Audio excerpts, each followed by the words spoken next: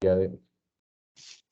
Bueno, este es el grupo Estudio de Familia. Es un proceso donde nos encontramos los últimos jueves de cada mes y en algunas ocasiones pues agendamos en otros espacios. Pero la idea es que este es un proceso que se ha desarrollado desde un grupo coordinador. El grupo coordinador está Corpindes, está la Sociedad San Vicente de Paúl, la Federación Antioqueña de ONG y dos universidades, la Universidad Uniminuto y la Luis Amigón. Hacemos parte de este proceso. La idea es encontrarnos, hablar de todas estas tendencias de familia, de todo lo que viene y este tema transversal que nos recoge a todos para el grupo coordinador, para la federación. Es de vital importancia generar estos espacios de diálogo y de conocimiento, contar con el aporte de estos grandes expertos y ponentes que nos han acompañado. Y por eso el día de hoy presentamos, nos va a acompañar, está Luis Julián Salas.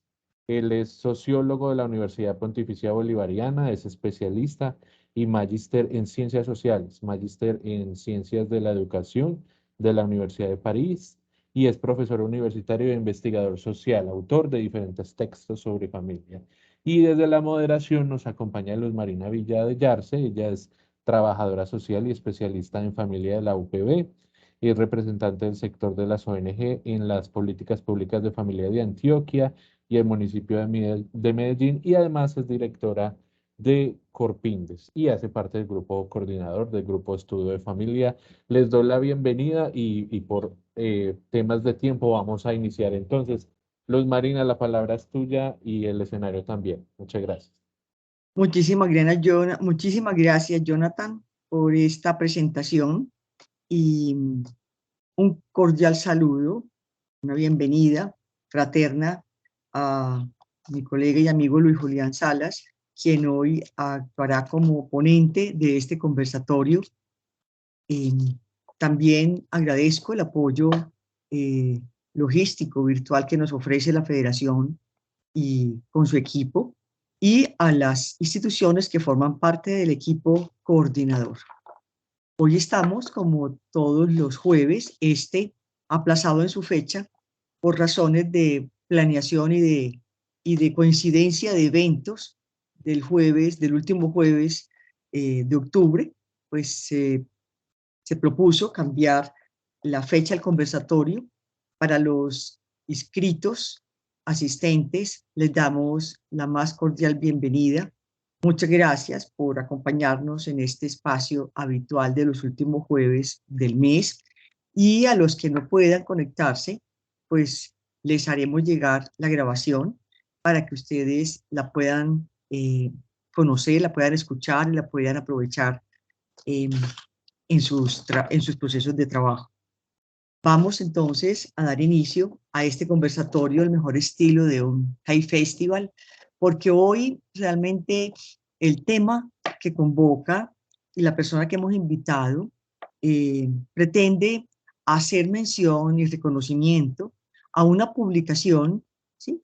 De nuestro sociólogo Luis Julián Salas sobre las familias importan, publicación que viene en este momento, está en distribución al alcance de todos y que, como bien lo dice en su presentación, es una compilación de ensayos muy bien fundamentados que permiten la reflexión, que permiten la, la toma de conciencia, posturas críticas y cambio en las perspectivas de conocimiento, de actitud, de relacionamiento con las familias. Nuestro objetivo en el día de hoy es enunciar ideas de valor conceptual, reflexivo y pragmático sobre el lugar de las familias en el escenario de cambio que propone el nuevo gobierno, orientado a generar transformaciones sociales, culturales, económicas, políticas, ambientales, y tratar de, en una postura prospectiva, pensar en las implicaciones que tienen estos cambios sugeridos y que se van a inducir para las familias como sujetos colectivos de derecho. Es necesario aclarar que estamos hablando de dos tipos de cambio.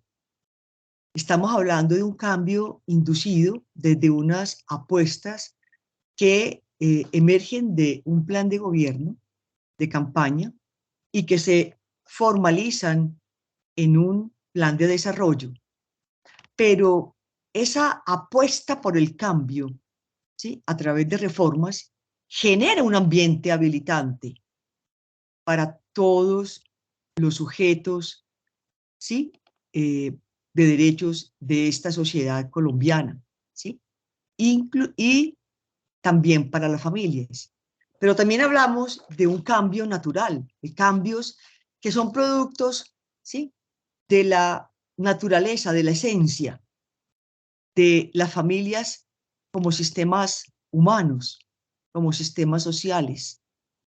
Entonces, vamos a hacer referencia a cómo estos dos cambios se pueden sintonizar para darle visibilidad a las familias en esta contemporaneidad.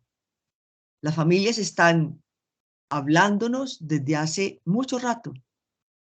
De diferentes maneras, las familias se encargan de darnos a conocer sus realidades, sus saberes, sus sentires, sus sueños en relación a lo que ellas desean, necesitan.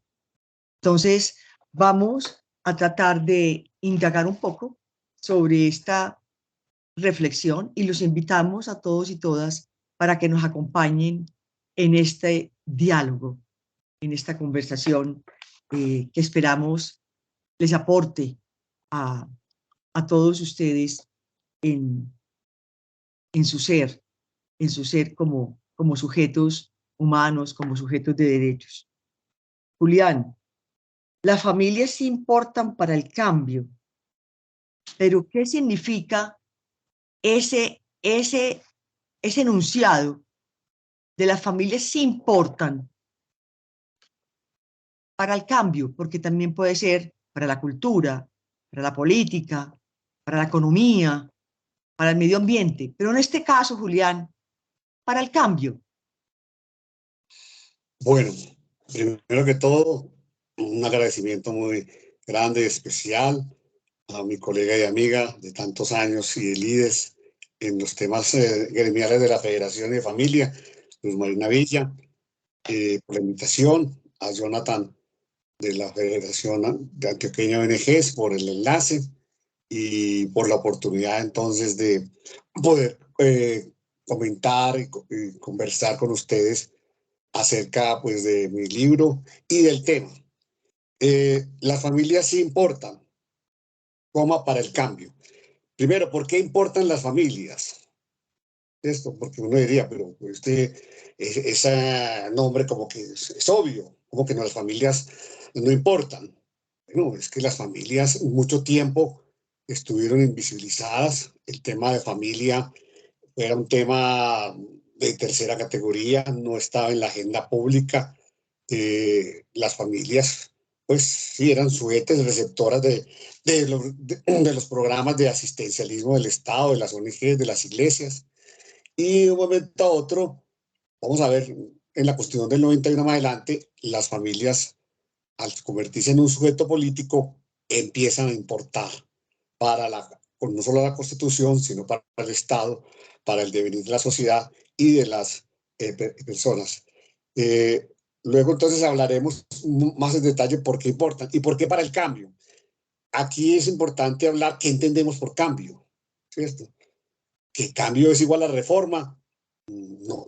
Si vamos al diccionario, donde hay que dirimir a veces los conceptos, el cambio nos habla de que es un cambio en la situación, es dejar una cosa por otra. O sea, cambiar implica alterar el estado de cosas en una persona, situación o un objeto. Porque si no se altera la situación, pues realmente no existe el cambio. Entonces, el cambio es un fenómeno radical que varía tanto la forma como el contenido de las cosas, de las instituciones. Es convertir, mudar algo en otra cosa. Entonces, cuando decimos que las familias importan para el cambio es porque queremos que las familias sean importantes y que no se mantenga el status quo, porque lo contrario al cambio es el conservadurismo. Los conservacionistas quieren mantener el status quo de una persona, situación o cosa. O sea, se oponen, se resisten al cambio. Pero también para ir aclarando bien el término, entonces el cambio implica revolución o implica reforma.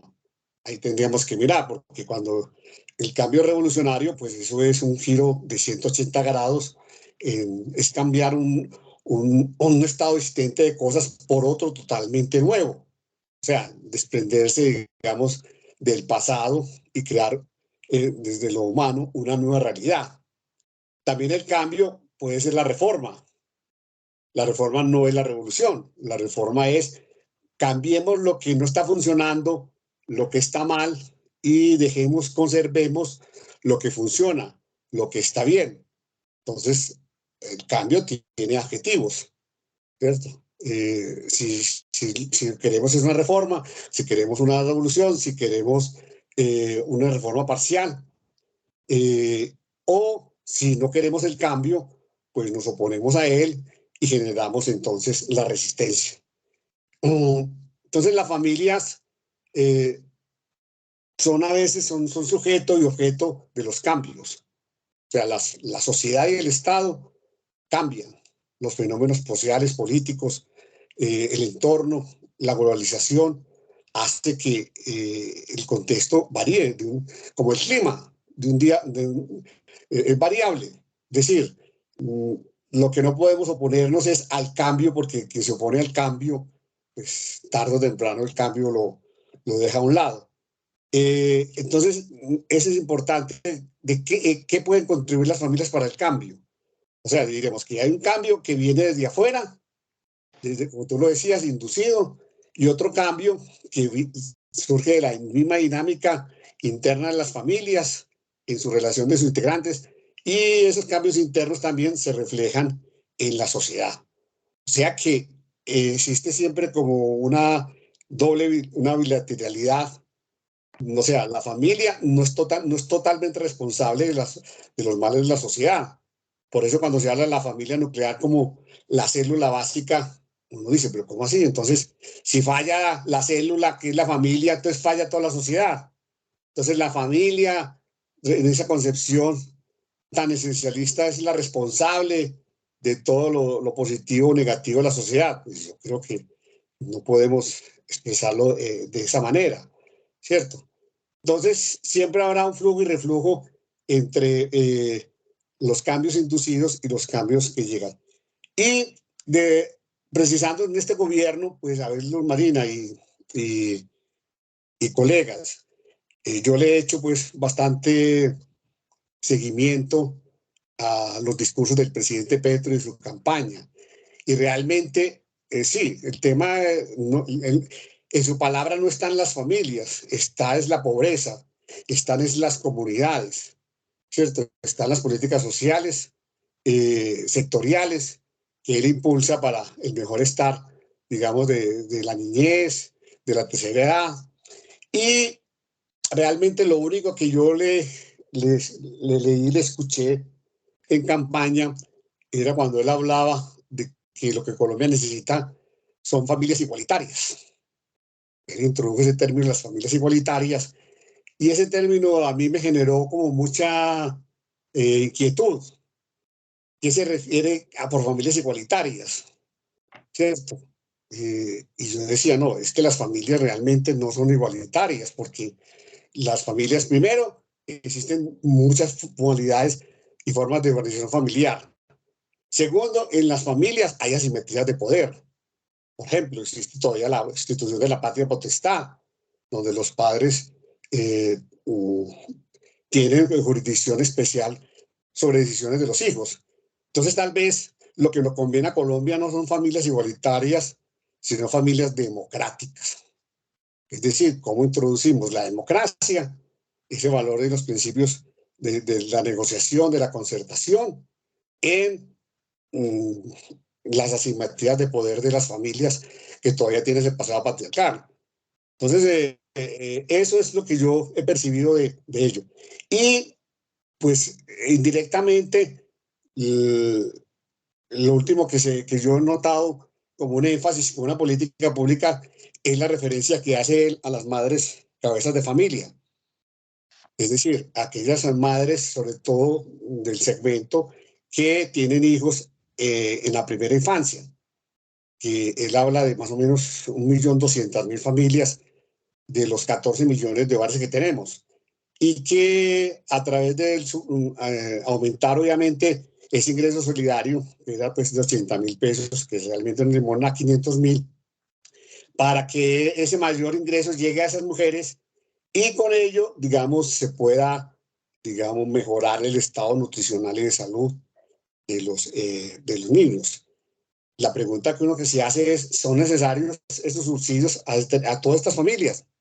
Digamos que en principio sí.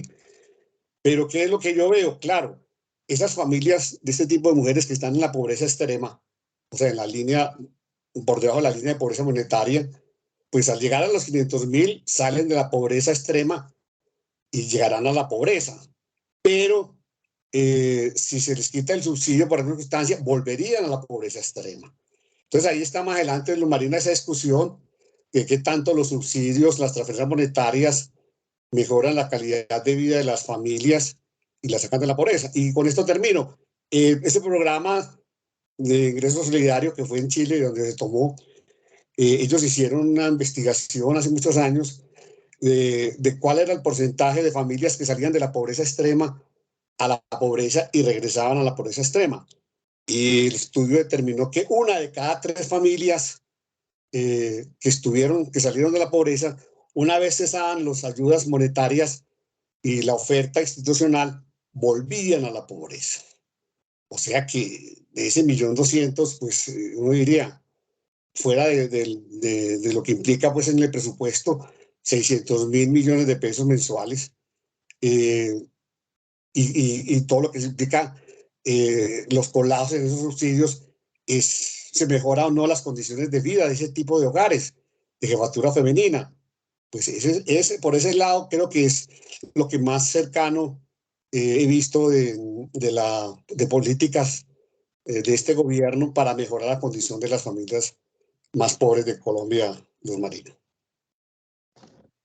A ver, Julián, dentro de las ideas que nos compartes con respecto pues, a esta primera reflexión, tengo varios puntos que creo que valen la pena destacarse. Primero, tanto las familias como organización social, cultural, ¿sí?, básica de la sociedad, como las instituciones público-privadas, productivas, ¿sí?, asociativas, solidarias que conforman la sociedad colombiana, están íntimamente relacionadas, estrechamente conectadas e interdependientes para su funcionalidad. Cualquier cambio, ¿cierto?, que se programe o se genere desde lo macro tiene incidencia en lo micro, en este caso, en las familias. Ahí nos estamos refiriendo a decisiones políticas, ¿sí?, que se toman dentro del marco de la Constitución y la ley para favorecer el desarrollo humano, ¿sí?, y el desarrollo social, económico, etc. Las familias, ¿sí?, por su naturaleza, también desde allí emergen situaciones que dan a entender de que las familias no son estáticas y que tratan desde sus recursos internos de responder a esas apuestas, ¿sí?, de cambio o a sus propias demandas internas. Ese cambio siempre va a ser un concepto ligado a nuestro imaginario, porque siempre estamos pensando en el mañana y el hecho de ser humanos, el hecho de estar en convivencia, en relación con otras personas, así sea en el marco de instituciones, todos estamos asistiendo, ¿sí?, a transformaciones, unas direccionadas hacia unos objetivos nobles, otras veces a generar unos impactos negativos. Lo segundo que tú adviertes, ¿por qué realmente las políticas de gobierno se enfocan más y priorizan más el tema de la pobreza? Y a través de los subsidios y de todas estas transferencias monetarias. Ha sido tradición en nuestro Estado colombiano, ¿sí?, el que las políticas públicas sociales, especialmente las poblacionales que focalizan a los más vulnerables, realmente estén asociadas a estas estrategias de asistencialidad. Pero esas estrategias, ¿sí?, poco a poco han ido incluyendo otros componentes para generar el desarrollo de capacidades humanas que no eviten generar esa dependencia a término indefinido entre las personas y las familias y los programas de Estado. De todas maneras, en un país con la pobreza monetaria y multidimensional que tenemos, es imposible no atender estas realidades. Allí realmente es donde las decisiones políticas, ¿sí?, el enfoque de esas políticas es lo que nos permitiría cambiar el curso de entender a la familia, ¿sí?, en esa perspectiva de ser, como tú dices, un actor receptivo, beneficiario, deficitario por un actor de desarrollo, un actor capaz de promover cambios positivos internos y externos. ¿A qué cambio nos estamos refiriendo? Tú dices que en el discurso del actual presidente escuchaste en algunos momentos mencionar a la familia. Realmente, pues yo no creo que en su imaginario, en su mentalidad, la familia, ¿sí?, esté nombrada, ¿sí?, en los términos en que él le habla, ¿sí?, a las comunidades, a las organizaciones sociales de base, ¿sí?, a las personas, a las instituciones. Pero sí me llama mucho la atención el que el día de su triunfo se haya referido a la familia como la institución que potencia la vida, como la institución que debe ser capaz de formar, ¿cierto?, en el amor, ¿cierto?, entre todas las personas. Cuando habla de la familia como potencia de vida y de amor, en ese momento realmente se me ocurre entonces preguntarte, ¿sí?, ¿de qué manera la familia podría liderar, ¿sí?, una iniciativa, ¿sí?, alguna propuesta que nos dé a entender de que independiente de su conformación, de sus trayectorias, de sus transiciones, ¿sí?, en el curso de vida, la familia está asumiendo y está autorreconociendo en ella, ¿sí?, una condición básica que solo posee ella, que es la capacidad de amar y de establecer relaciones democráticas en el amor, no como postura moral, sino como un derecho político, Julián. Bueno, mira, hay que precisar varias cosas.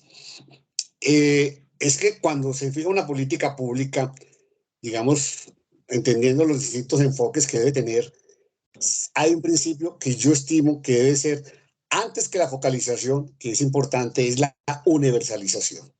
Yo creo que la mejor focalización es la universalización.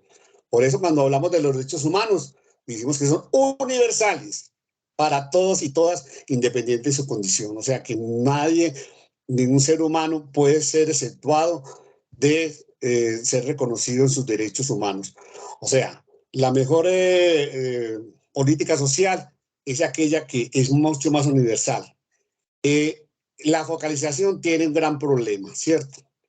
Y recuerde que ese es uno de los, digamos, entre comillas, inventos del neoliberalismo, al decir, bueno, como los recursos son escasos, focalicemos en las poblaciones pues, más vulnerables. Y allí nos dirigimos el gasto social. Y es allí donde se creó, eso fue en el gobierno de Samper, el SISBEN, el Sistema de Identificación de Beneficiarios. La focalización tiene muchos problemas. Primero, porque cuando usted focaliza, discrimina. O sea, concentra la atención y los recursos en un segmento de la población y descuida otros sectores de la población a atender a las políticas públicas.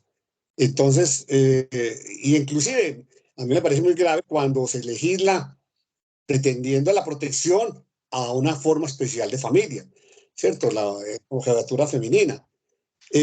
Porque reconocemos que parte de ese problema de estas madres, cabeza de familia con hijos menores en la primera infancia, se debe obviamente a la responsabilidad paterna, ¿cierto? Al abandono, a la falta de asumir las responsabilidades en la crianza y manutención de los hijos. Y eso contribuye más a la pobreza. Pero ¿qué mensaje se le da, cierto? Y en el imaginario, no vamos a decir que todas, y no quiero pues cuestionar en sí, digamos, el principio ético del querer ayudarlas. Es que yo sola puedo sacar a mis hijos adelante. Y entonces, ante la responsabilidad paterna, en vez de promover, digamos, desde el Estado, desde el ICF, la paternidad responsable, que los hombres no solo procreen, sino que se responsabilizan, es que los hombres, como bien lo dice nuestra querida colega María Cristina Palacio, se convierten simplemente en proveedores genéticos, ¿cierto? Y sabemos por estudios también que ha hecho la doctora Yolanda Puyana Villamizar, cómo en este tipo de familia se genera toda una socialización para el sufrimiento de la madre, pues, que saca adelante a los hijos con muchos esfuerzos, con muchos sacrificios, y cómo ello se cobra después. Entonces, ese es un punto importante, o sea, que se vea la familia como una de las estrategias, y eso es de la CEPAL, como una forma de estrategias de salir de la pobreza, ¿cierto? Que en vez de atender individualmente a cada integrante, veamos a la familia, pero eso es para mí una instrumentalización de la familia como estrategia de una política pública del Estado, por principio. Yo pienso que, y eso tiene que ver mucho con los derechos, cuando uno habla con las personas que defienden los derechos a ultranza de los niños y las niñas de la primera infancia, que dicen, bueno, ¿qué es lo más importante para garantizar el bienestar de la primera infancia?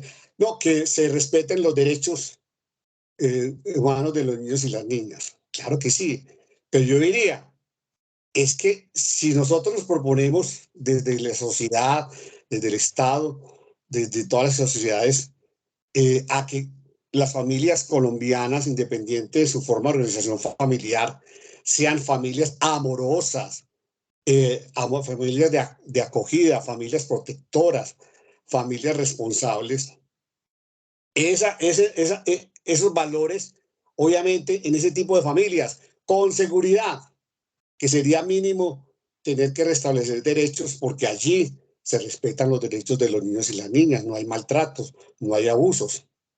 Entonces, la mejor defensa de los derechos de los niños y las niñas, pues será este sesgo que tenemos los familiólogos, es que los niños y las niñas puedan contar con familias amorosas. Entonces ahí yo diría que ahí está la fuerza del amor, ¿cierto? Si esa fuerza del amor, que es el sentimiento humano más importante, se pueda desplegar en la familia como primera agencia de formación del ser humano.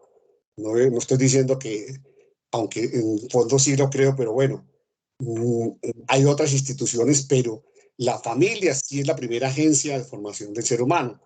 Y obviamente, al ser la primera agencia de formación del ser humano, concuerda con la política y el lema del presidente, Colombia, potencia mundial de la vida, ¿cierto?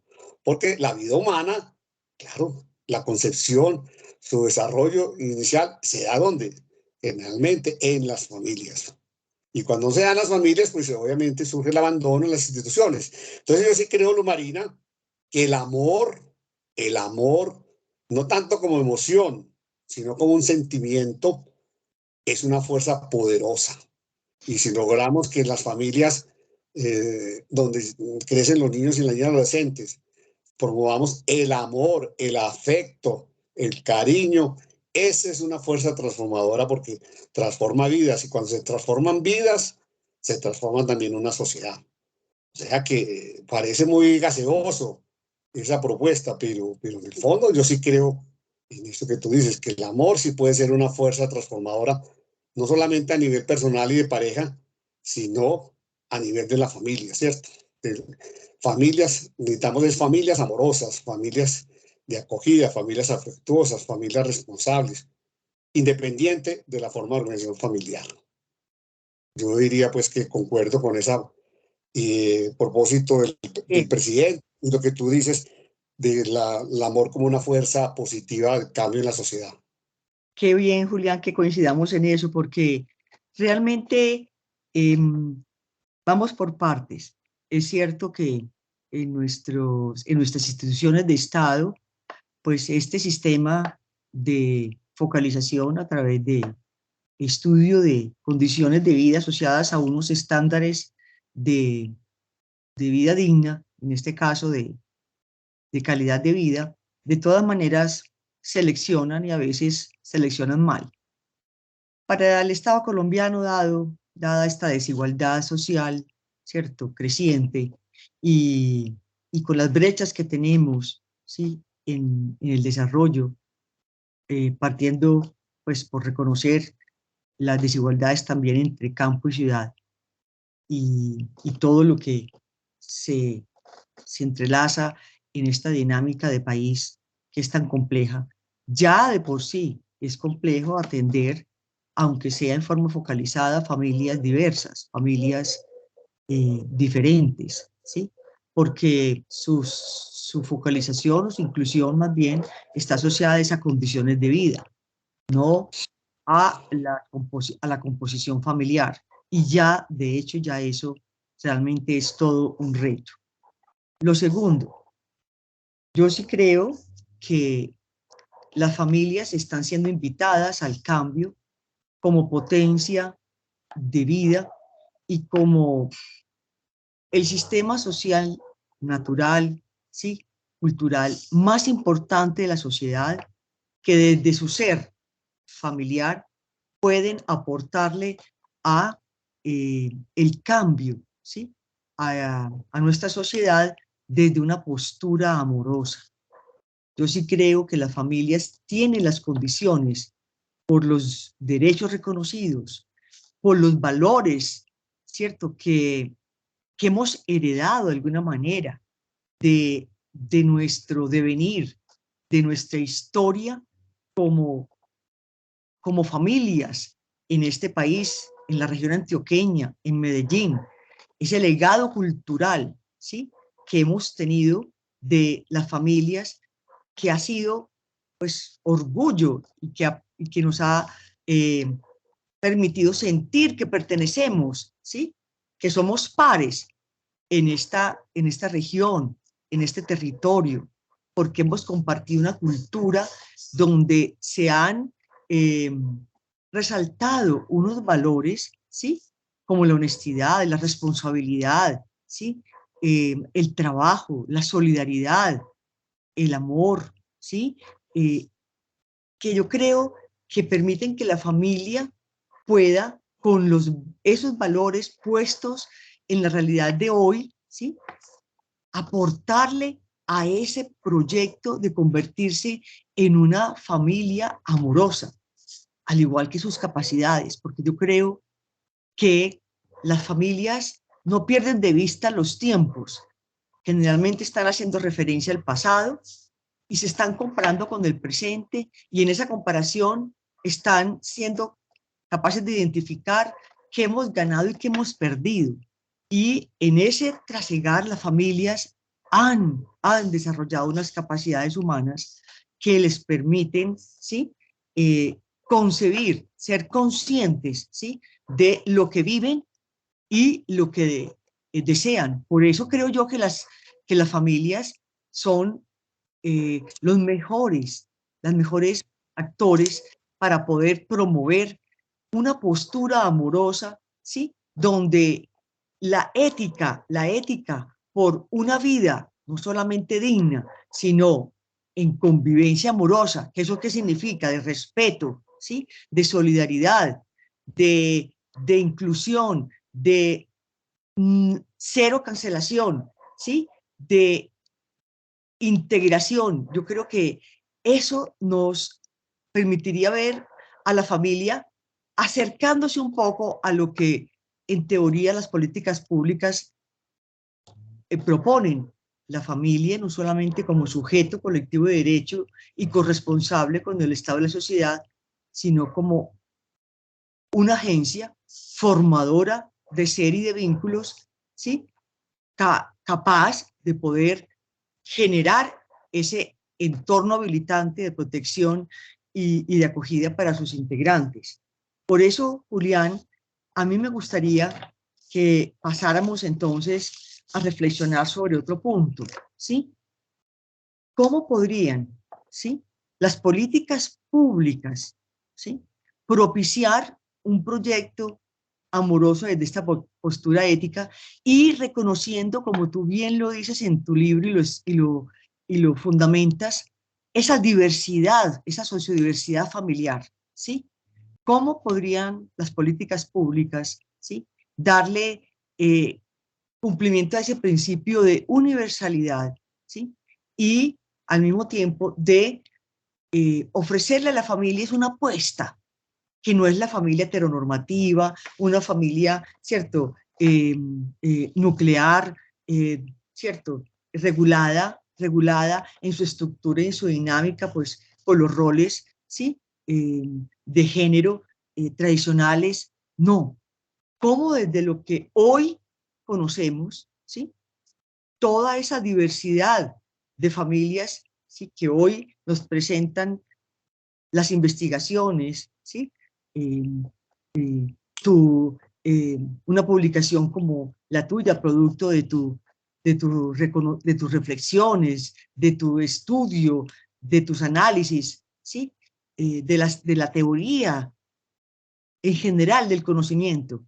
¿Cómo crees tú que esta complejidad expresada en tanta diversidad, ¿sí? podría integrarse, podría alinearse a un proyecto común a largo plazo de convertir a las familias en potenciadoras de vida y de amor, Julián? Bueno, varias cosas, Luz Marina. Primero, quiero puntualizar algo. A ver, es que no tenemos que tener cuidado también, y eso de los familiólogos, que a veces caemos en hacer las elegías a ultranza de la familia. Yo pienso que la familia, como toda institución humana, tiene una paradoja. La familia puede ser protectora, cuidadora del ser humano, pero también puede ser destructora del ser humano. O sea, cuando vemos estas familias, por ejemplo, el caso muy sonado, este chico, niño Maximiliano Alvarado, allá en Remedios, donde su familia, su mamá, el padrastro, la abuela, lo tomaron para ritos satánicos. Uno dice, pero por Dios, entonces, ¿qué es la familia? Sí, la familia tiene ese poder también destructor y aniquilador del ser humano. O sea, porque sabemos también que en la mayor parte de los abusos, del maltrato y la violencia, tanto de pareja como de los niños, se dan es en las familias. O sea, personas también se dan en las personas que son extrañas, foráneas, pero la mayor parte se da allí en la familia. Entonces, lo que tenemos que hacer es, a través de las políticas públicas, es reducir al mínimo la familia como una institución o grupo social aniquilador del ser humano y potenciar, obviamente, la familia protectora, la familia cuidadora, que posibilite a los integrantes el desarrollo pleno de sus capacidades. Y aquí es importante la política pública de familia. Ya lo decíamos, un hecho histórico que marcó un antes y un después fue la Constitución de 1991, porque antes de la Constitución de 91, de 1886, no se hacía mención a las familias. Inclusive el Código Civil, que viene de 1883 del Código Napoleónico, no menciona a las familias. En los libros del Código Civil se habla de las personas y se habla de las relaciones de parentesco entre las personas para definir derechos y obligaciones, pero no se menciona a las familias. Entonces, el hecho de haber sido mencionado como sujeto político da pie para la política pública, porque al ser declarado que es un sujeto político, es aquella sujeto o persona a la cual se le pueden imputar derechos y obligaciones. Entonces, cuando se menciona la familia en el artículo 42, independiente de que se defina allí, ya lo sabemos pues que no es el caso, para la familia nuclear, se hace ese reconocimiento de la familia como sujeto político, como sujeto imputable de derechos y obligaciones. Y desafortunadamente tuvimos que esperar muchos años. Primero fueron el desarrollo de la niñez para que la ley 361 del 2009 desarrollara ese mandato, digamos, de la familia como sujeto político y el Estado obligase a los entes territoriales, nación, departamentos, municipios y distritos, a formular políticas públicas de apoyo, acompañamiento y fortalecimiento a las familias y a través del reconocimiento de los 19 derechos como sujeto colectivo de derechos y los 10 deberes del Estado y la sociedad. Entonces la ley, yo considero que la ley no soluciona todos los problemas de una sociedad, pero sin las buenas leyes es imposible empezar a solucionarlos. Entonces al tener, digamos, este mandato legal obligatorio, eso fue lo que dio pie a que pudiésemos entonces empezar a desarrollar políticas públicas de familia. Pues en Antioquia, tú y yo y otros colegas hemos sido activistas y estuvimos casi desde de 1992, un año después de la Constitución, trabajando en la política pública en el departamento, en el municipio de Medellín, luego la Nación, luego en el departamento. Entonces yo creo que ese reconocimiento a las familias como un sujeto político no puede quedarse allí, tiene que ser también reconocido como un actor social frente a otros actores. ¿Y qué es un actor social? Es aquel que se reconoce a sí mismo en sus capacidades, en sus derechos, frente a otros actores. El actor social es aquel que no necesita intermediarios de terceros para manifestar ante el Estado y la sociedad la defensa de sus intereses, de sus aspiraciones en el concierto, digamos, público. Entonces yo creo que esa parte nos falta bastante. O sea, ya tenemos la parte legal, no solamente a través de la Constitución, sino de las jurisprudencias de las altas cortes, del Consejo de Estado, de la Corte Suprema y la Corte Constitucional, que desde 1991, especialmente en familia, la Corte Constitucional ha producido alrededor de unas 20 sentencias que desarrollan esa familia como sujeto colectivo de derecho y sujeto político. Entonces, si nosotros logramos también apoyar y acompañar a las familias, no solo para que salgan de la pobreza, que es necesario, ¿sí?, sino que ellas tomen conciencia de que tienen y que deben ser un actor social, y como actor social tienen que tener no solamente reclamante de derechos, sino asumir sus responsabilidades y las funciones que el Estado y la sociedad le otorgan. Yo creo que parte esencial de los acuerdos, de las ordenanzas, de los acuerdos de los consejos y la estructuración de los planes de la política pública de familia tiene que tener ese componente de fomentar a las familias como actores sociales. Y a través de los distintos enfoques de la política, yo creo que debe ser algo transversal, la cualidad sobre todo del cuidado. Mire, esa es otra cosa muy importante que ha sucedido, Luz Marina y colegas. Como de un tiempo para acá, la categoría del cuidado se ha convertido en una categoría esencial para la existencia y supervivencia, no solo de los seres humanos, sino de la vida del planeta. Entonces, la familia, como primera agencia de formación, es también la primera agencia del cuidado. Y el cuidado que se da, obviamente, en la familia es un cuidado muy diferente al cuidado institucional que se puede dar, digamos, en un hospital, en un asilo, porque el cuidado en la familia está mediado por el amor, por el afecto. ¿Qué hace que yo dedique tiempo, atención, cuidados y estar al pie de un integrante mío de familia que está enfermo, que está en una discapacidad, que está en unos cuidados intensivos?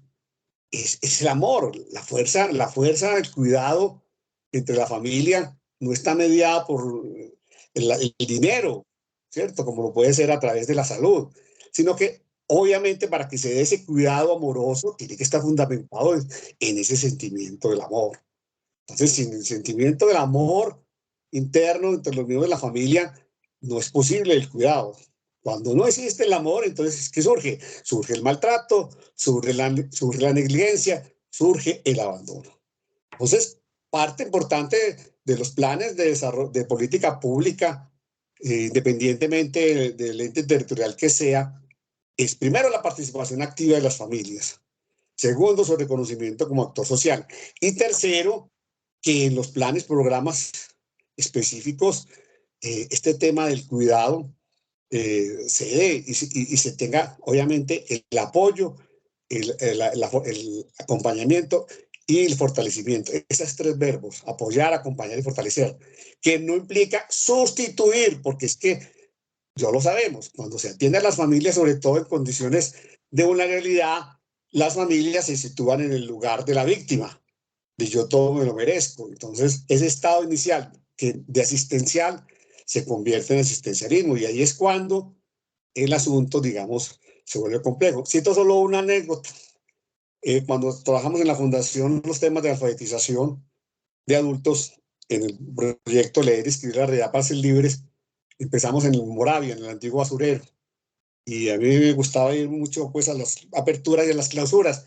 Y estando allí, convocando allá a las personas adultas, estaba una señora allí y yo le pregunté, bueno señora, ¿y usted no se anima a alfabetizarse? Y dijo, pues vea doctor que sí, pero me contengo las ganas. Y yo, ¿cómo así que se contiene las ganas? No, es que mire, yo estoy en el nivel del CISBEN 1 y a mí me llega esa plática muy importante. Y a mí me dijeron que si yo me alfabetizaba, me subían del nivel del ISBEN y me quitaban el subsidio. Y yo prefiero, doctor, ser ignorante a no que me quiten el subsidio. Entonces yo le decía, bueno, que no era así, pero ante una argumentación de esas, pues una anécdota simple, cómo los subsidios pueden, digamos, impedir la iniciativa, el progreso, el desarrollo humano. O sea, eso los subsidios generalmente deben ser temporales y por situaciones, condiciones, pero cuando es para toda la vida, traen ese asunto. Entonces, repito, pues concluyo mejor. Yo creo que sí, que el amor es la fuerza importante y que se expresa, por ejemplo, puede ser a través del cuidado de sus miembros. Y el cuidado implica también crianza, formación y educación. O sea, son varias cosas, no solamente el cuidado. Crianza, formación y educación hacen parte también de esa función importante de las familias como primera agencia de formación. Y ya sabemos que todo aquello que la familia no puede o no quiere hacerlo, le toca al Estado de la sociedad asumirlo. Esos son los costos cuando no se acompañan y se fortalecen las familias. Entonces, el problema de los niños abandonados, le toca al Estado a través del ICBF restablecerles sus derechos, buscar que puedan ser adoptados.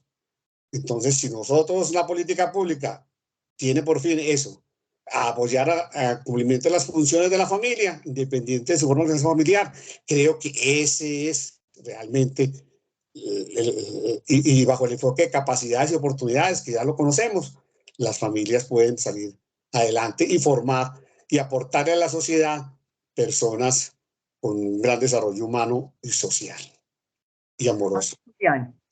En algunas ideas me identifico, en otras no. Primero, yo no me acostumbro, no me resigno y me cuesta aceptar que la familia haya llegado a los extremos, ¿sí? Diríamos, de generación, de perversión, ¿sí? En conductas humanas, ¿cierto? Están muy personalizadas y que afectan la vida, ¿sí? El desarrollo de los niños, de las niñas y de las mujeres, sobre todo de los niños y de las niñas. Es algo que a mí me confronta, porque si bien la familia no se puede dejar de concebir también como ese escenario de luchas, ¿cierto? De contradicciones, de desencuentros, de tensiones, de conflictos. La familia debería hacerle contrapeso a eso si tuviera un entorno más habilitante, unas instituciones, ¿sí? Que la pudieran acompañar y apoyar, ¿sí? En sus momentos más críticos. Eso es difícil. Lo hacen sí los países desarrollados, pero aún con estrategias colectivas, ¿cierto? Grupales, comunitarias, se podría lograr algo de eso. Porque es que nuestras familias manejan unos límites muy difusos, muy laxos en relación a la sociedad. Las familias se permean muy fácil de las violencias, de la cultura del dinero fácil, de la ilegalidad, del consumismo, del todo, de lo que todo vale. Y las familias de alguna manera se desfamiliarizan, ¿sí? Por esas influencias. Lo que emerge en la familia para hacerle contrapeso es muy débil, es muy débil. ¿Y sabes qué es lo que me preocupa? Pasando al tema de los derechos, que hemos ido avanzando desde una cultura y desde un enfoque de reconocer la vulnerabilidad como una condición, ¿sí? Que limita a las familias para el desarrollo de sus capacidades, ¿sí? La vivencia de sus valores, ¿sí? Y el ejercicio de sus derechos, hacia una cultura donde ese discurso de los derechos humanos, en el caso de la vulnerabilidad, ¿cierto? Los ha puesto en una posición pasiva, a depender, ¿sí?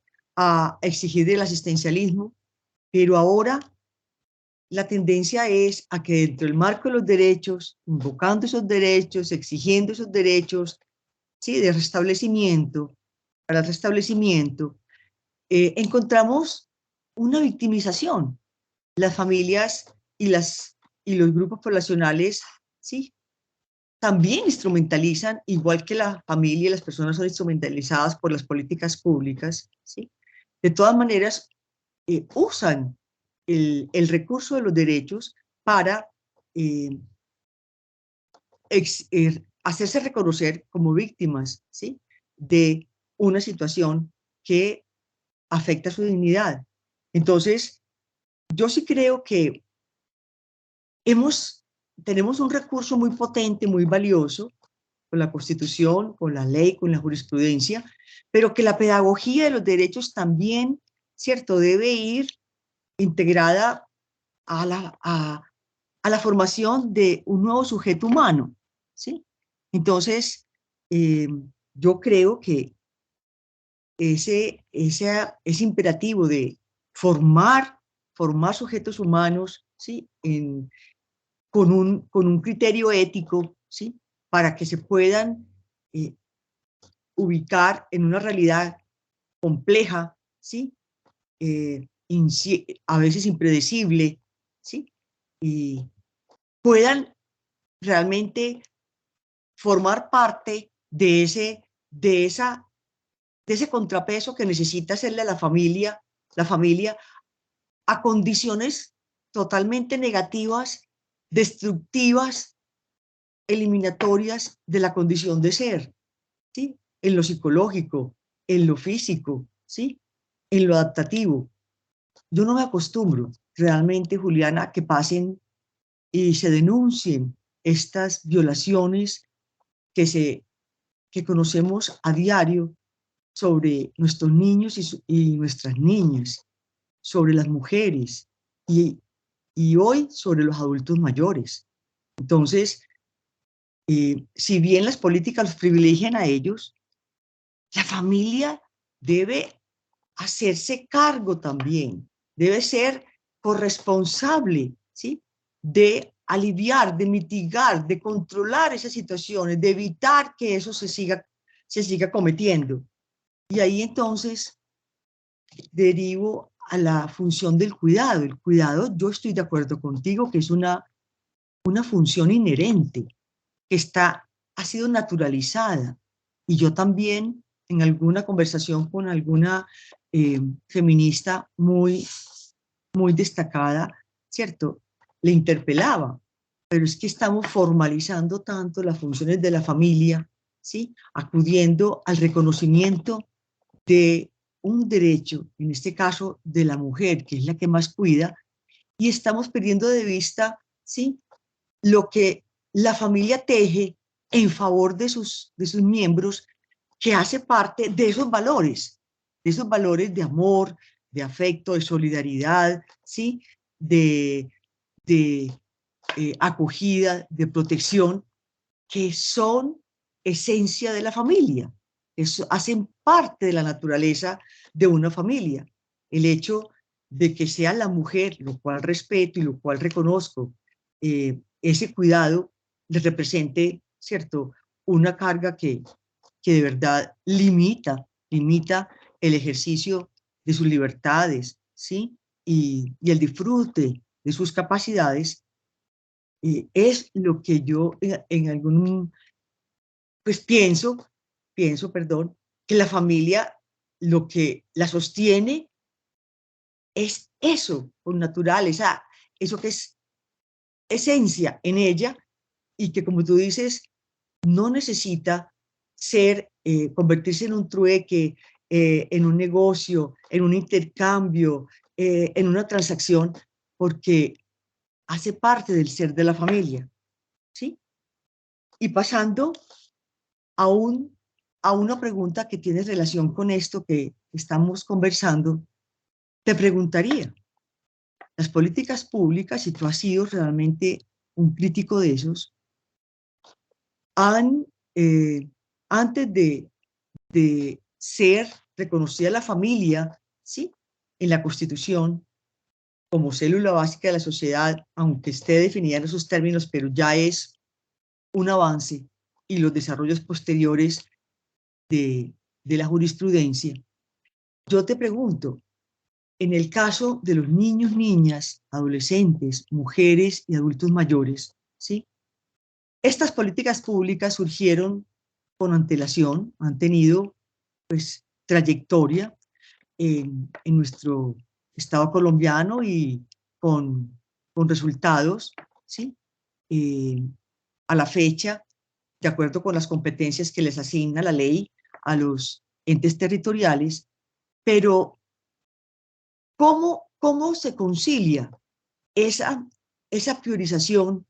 ¿Cómo se le habla, ¿sí?, a las familias, ¿sí?, cuando son los niños, las niñas, los adolescentes, las mujeres y los adultos mayores los que entran a formar parte de las decisiones de política pública y son los convocados a las oportunidades, ¿sí?, con los planes, programas y proyectos de las políticas públicas? ¿Qué rol cumple la familia ahí en ese enfoque, Julián? Bueno, muchas cosas que decir. Primero, hay un asunto que se tiene como un lastre y que debemos a las feministas radicales el combate, y tenemos la herencia del patriarcado. Es que en eso las feministas radicales han logrado, y hay que reconocerles que ellas denunciaron, y el ataque frontal a esa institución, y todos sabemos lo que implicaba el patriarcado frente al dominio y opresión absoluta del hombre frente a la mujer y a los hijos, institución que viene desde la época de los romanos. Y a partir de ese patriarcado se fueron creando también en la sociedad determinadas creencias. ¿Qué es una creencia? Una creencia es una convicción arraigada de que algo debe ser como yo pienso que es y que no tiene evidencia científica. Entonces esas creencias, por ejemplo, que todavía existe acá, y el Oriente Antioqueño es un secreto a voces, donde se practica todavía el incesto, donde todavía se piensa el papá que el que tiene derecho, el primer hombre que debe tener derecho al sexo de las hijas es el papá. Y eso persista. Esto es una cosa dañina totalmente a la unidad familiar, es decir, es destructora de la relación de confianza y de amor entre padres e hijos. Y esas creencias se ven en los dichos populares. Es que el que bien te quiere te va a sufrir, porque te quiero te aporrio, porque la letra con sangre entra. Y la creencia que está arraigada sobre todo en las mujeres, que los hijos son propiedad. Es que es mi hijo y yo hago con mi hijo lo que yo quiera porque yo soy su mamá y me tiene que obedecer. Entonces, hay todo un trabajo que tenemos que seguir haciendo, no solamente desde el Estado dar las condiciones materiales dignas de existencia, sino un trabajo de deconstrucción de toda esa ideología, herencia del patriarcado, que va en contra de los derechos de los niños y las niñas. O sea, ya se dice a la mamá, ¿no? Es que el niño no es propiedad suya. El niño es sujeto activo de derechos y también obligaciones de acuerdo a sus capacidades. Entonces, eso también ha avanzado, porque antes se consideraba que ese dicho, la ropa sucia se lava en casa. Entonces, en ese pasado, cuando no existían ese enfoque de derechos, entonces el papá podía abusar, maltratar, y nadie podía decir nada porque era el fuero de la familia. Y ahí la Constitución entra cuando dice que todo acto de violencia va contra la armonía de la familia, y cuando se lesiona dentro de la familia la integridad física, moral, emocional, pues el Estado y la sociedad tienen que intervenir. Por eso sabemos que si nosotros como vecinos nos enteramos de que un niño está siendo maltratado o abusado, es una obligación nuestra como ciudadanos denunciar ante las autoridades esa situación. O sea que son dos planos que hay que seguir trabajando. O sea, desde la ley, avanzando todas esas formas, derogando todas esas formas legales de discriminación, pero también desde la cultura, volviendo a construir nuevas creencias, ¿cierto? Porque es que las creencias son muy importantes, pero creencias positivas no de destructoras de la persona, sino integradoras. Hay un tema que es importante, y eso lo trabaja muy bien la doctora Ligia Galvis, que ha estado aquí, precisamente en lo que ella llama la unidad persona-familia. O sea, cómo a través de la ley 361 se reconocen 19 derechos colectivos. Y si uno se pone a ver esos 19 derechos, y si el Estado colombiano efectivamente honrara el artículo 42 de que la familia es la célula de la sociedad, pues que es una metáfora y pues no me gusta, pero bueno, toda la política social del Estado debía entonces girar en la familia, porque si es la célula principal, entonces si fortalecemos la célula, en esa metáfora continuándola, toda la política social debería girar a torno del bienestar con las familias. Y desafortunadamente no es así. Entonces, lo que se introduce en la unidad persona-familia es decir, bueno, son contradictorios, hay una tensión, con cómo se resuelve el reconocimiento de la familia como un sujeto colectivo de derechos de todos sus integrantes con los derechos individuales de cada uno de sus integrantes. El asunto es que, obviamente, por la Declaración Universal de los Derechos Humanos, los derechos humanos privilegian a las personas individuales. Y ese es, digamos, el gran logro civilizatorio de la Declaración de 1948. Los derechos humanos son para las personas. Por eso tienen una tradición histórica, un peso mayor, un mayor desarrollo y un mayor conocimiento. Esta noción de la familia como un sujeto colectivo de derechos viene más, es de los países africanos, ¿cierto? Donde la tribu, la comunidad en general, que es la que garantiza la supervivencia de los individuos en esos países de condiciones extremas es lo que se privilegia. Entonces, esta noción de familia como sujeto colectivo de derechos todavía está, es decir, está ahí en la ley, pero no la hemos desarrollado. Y yo creo, por ejemplo, que sería muy importante tomar una acción ciudadana para que, así como la Corte Constitucional reconoció al Río Atrato como sujeto de protección, la Corte Constitucional afirme, y si eso lo hace, eso sería un espaldarazo grande, de decir, sí, la familia en Colombia, independiente de sus formas de relación familiar, es un sujeto colectivo de derechos y obligaciones. Si tuviéramos ese reconocimiento, no solo desde la ley 361 de la 1857 de 2017, sino desde una jurisprudencia de la Corte, eso nos ayudaría mucho. ¿Y qué significa eso? Que la familia como sujeto colectivo de derecho quiere decir que mientras yo viva en una familia, hago parte de ese proyecto colectivo de vida familiar, ¿cierto?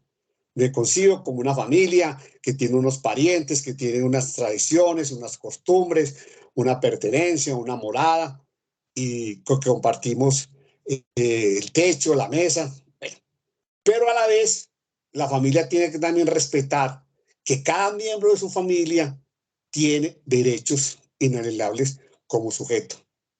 Empezando por el otro concepto muy importante de la Corte, de la Constitución del 91, el libre desarrollo de la personalidad. Es decir, que el niño y el adolescente tienen derecho a manifestar en su forma de vestir cómo quieren presentarse ellos ante la sociedad. Que el que pone un piercing, el papá, no, pues es parte de su libre expresión.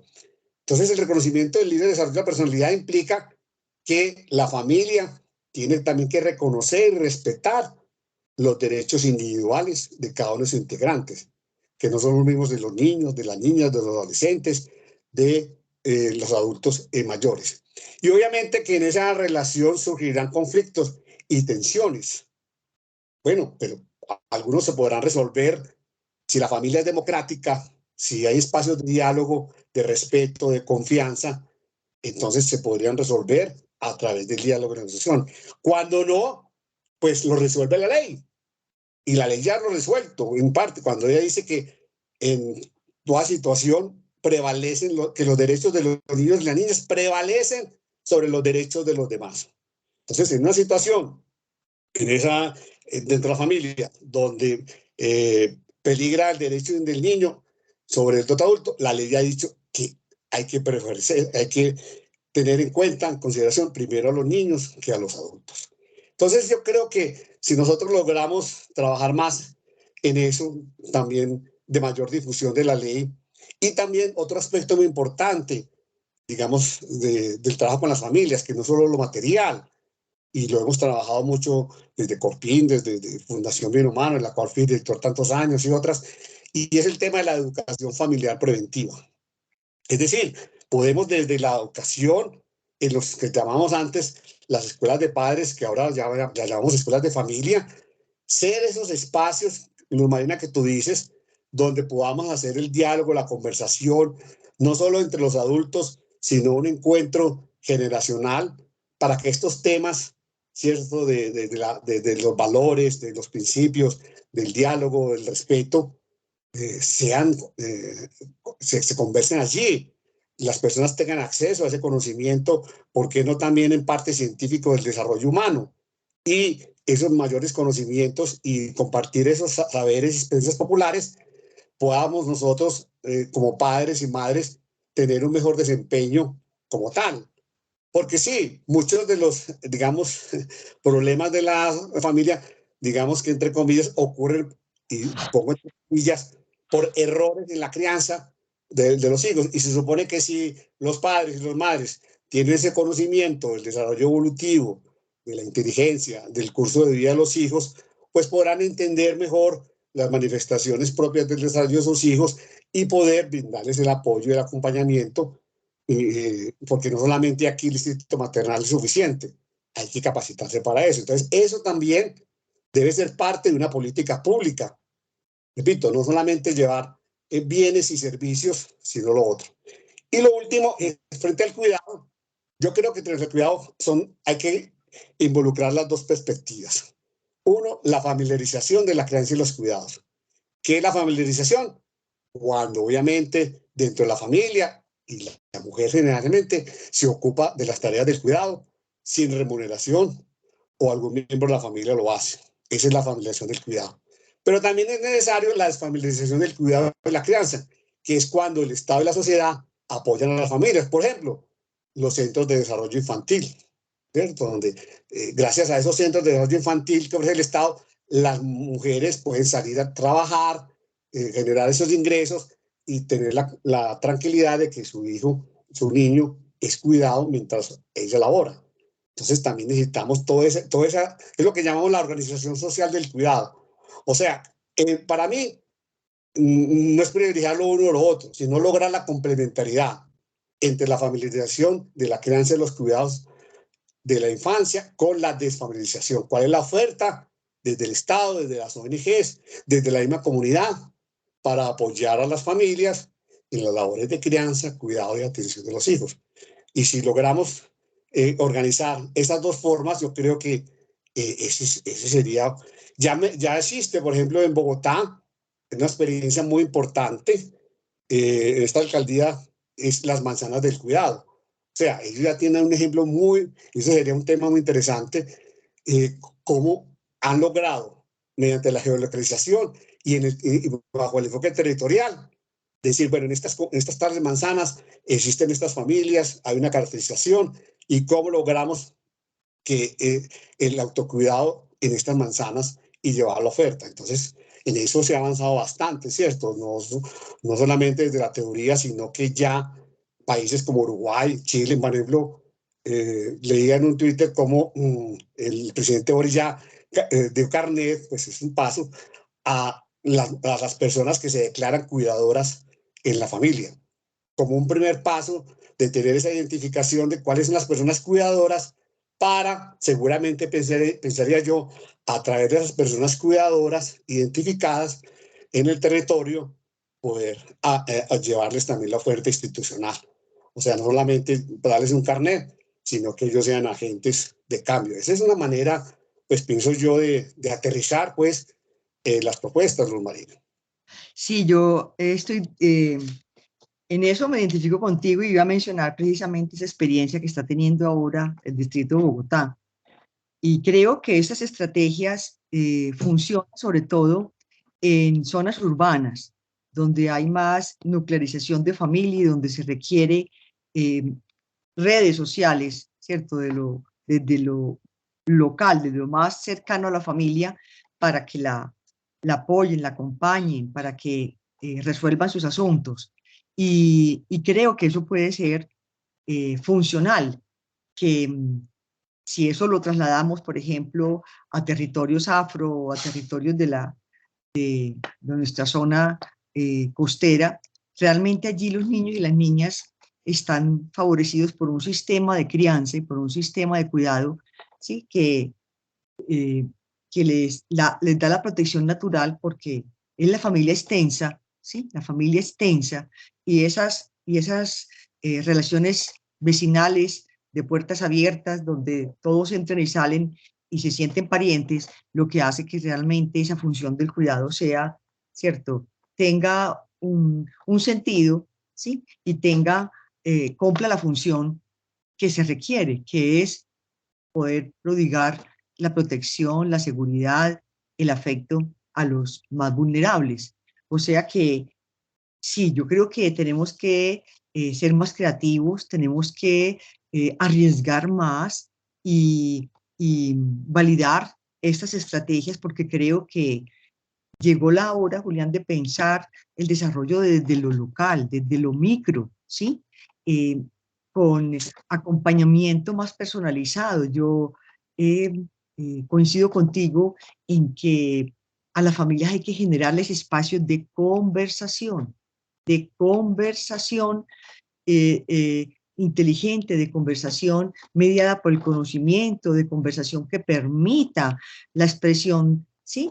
De los sentimientos, las conversaciones que permitan esclarecer, ¿cierto? Las perspectivas y las lógicas que se manejan frente a las realidades, ¿sí?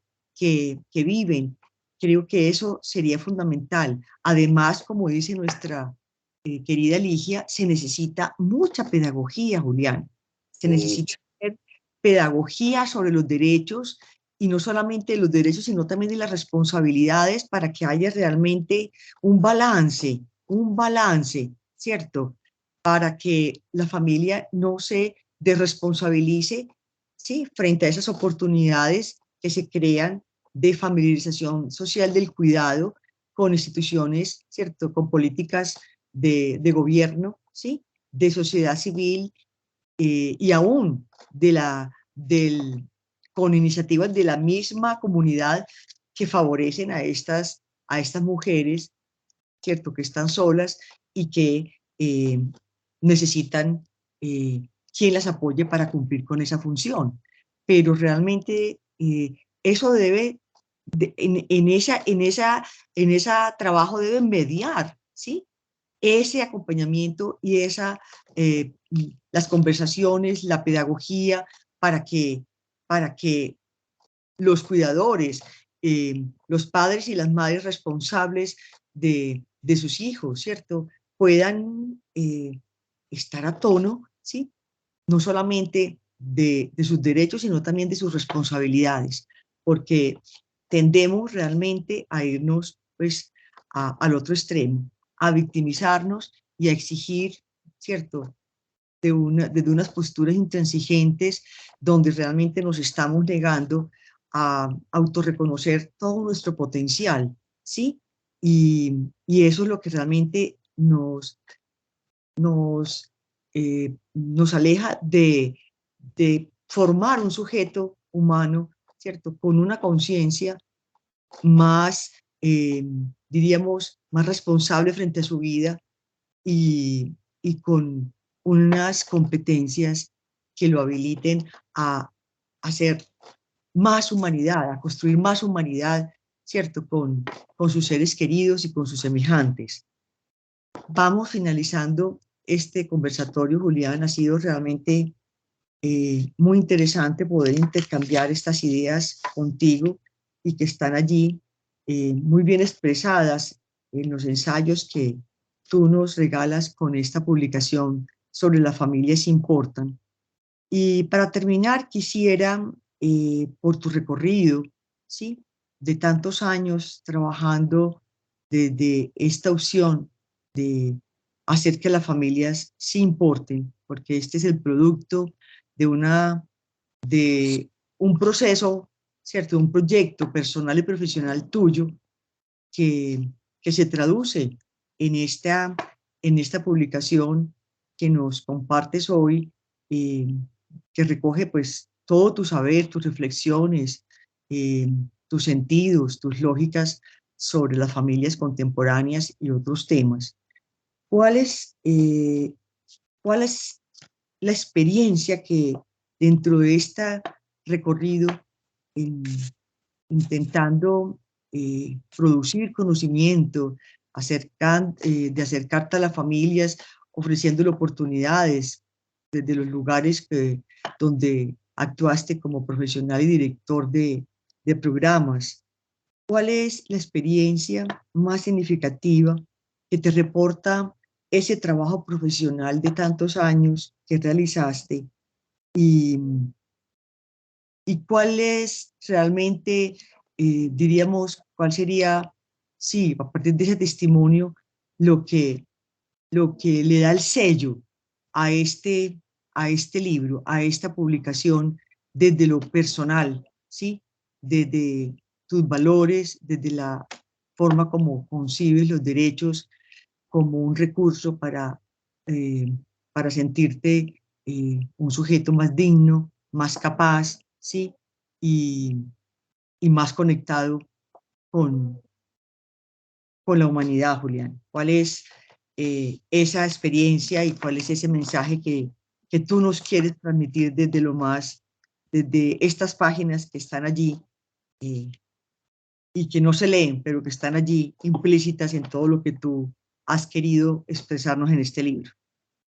Bueno, Marina, no es una sola, voy a ser breve, pero quiero mencionarlas. para mí, la experiencia mayor de satisfacción personal y profesional fue el proyecto de alfabetización de adultos, de leer y escribir la realidad para ser libres. Porque, ¿qué es un analfabeta? Una persona que por diversas circunstancias, como dice persona mayor de 15 años, que no sabe leer y escribir, que por alguna circunstancia de la vida se le negó el derecho humano y elemental a la educación. Y al negarse ese derecho humano a la educación, eso marcó toda su vida, su situación de exclusión, de discriminación, de pobreza, de injusticia, de cómo un Estado, una sociedad y las mismas familias sientan, el analfabeta es el reflejo del fracaso del Estado, la sociedad, las familias, de no garantizar un derecho básico que es la educación, que es el que abre las puertas para el despliegue y reconocimiento de los derechos. Entonces, poder dar esa oportunidad de restituir el derecho a la educación a las personas adultas, que es increíble que en pleno tercer milenio, tercera década del siglo XXI, todavía existe en Colombia, en Medellín, personas analfabetas totales, funcionales y que no es las digitales.